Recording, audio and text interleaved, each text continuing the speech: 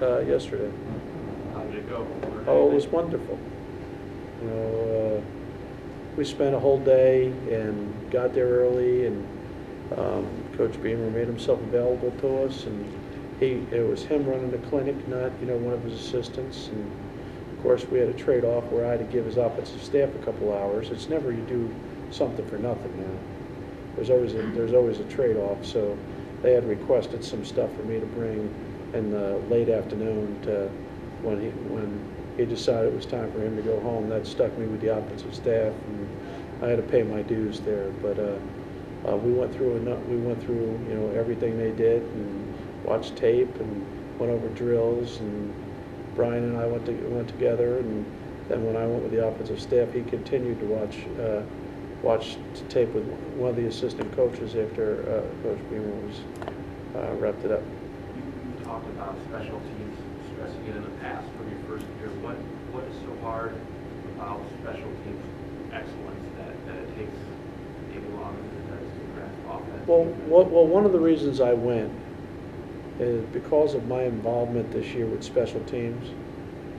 One of the things I wanted to understand was his mentality about involvement, his personal involvement with special teams. And I think that he sort of had a lot of the same problem I had years ago. At one time he coached, he was a defensive coordinator. Then, he got involved in calling plays on offense. And then he kind of moved away from both those things, other than to give his, throw his 2 cents in on everything, and became much more involved in special teams. And his feeling on that is, his special teams really didn't pick up the tempo until he had more direct involvement where the kids knew that they were answering to the head coach. Do you think that you more understood special teams more? No, I don't think that. This had, for me, was very little to do with understanding special teams more. I've coached special teams at the highest level.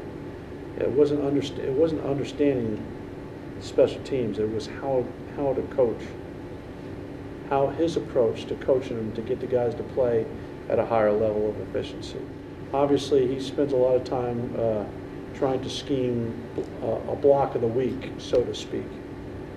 So that's one of the things that they've hung their hat on.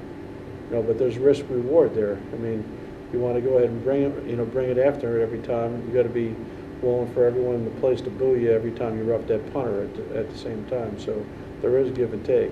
His feeling is when you're the head coach, you can do that. Okay, because if they're going to boo somebody, they're going to be booing you anyway. So he figured, what the heck, you go ahead and do it then. Is that a risk you're going to want to take more often? Oh, I could see me doing that. I could definitely see me doing that.